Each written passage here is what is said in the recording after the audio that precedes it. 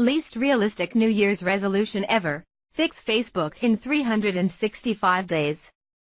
If the weekend successes suggest that your New Year's resolutions aren't going to happen, spare a thought for Facebook founder Mark Zuckerberg, because he's given himself 365 days to fix the social network trademark. Zuck always gives himself annual challenges that he shares with the world. In the past he's learned Mandarin, run a lot and built a home AI.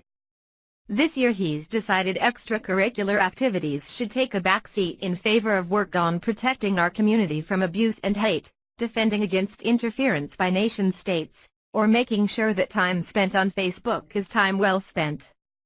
Zuck's declaration said he's chasing those goals because we currently make too many errors enforcing our policies and preventing misuse of our tools. If we're successful this year, then we'll end 2018 on a much better trajectory. But that trajectory has commercial outcomes in mind, as Zuckerberg's post admitted that his H.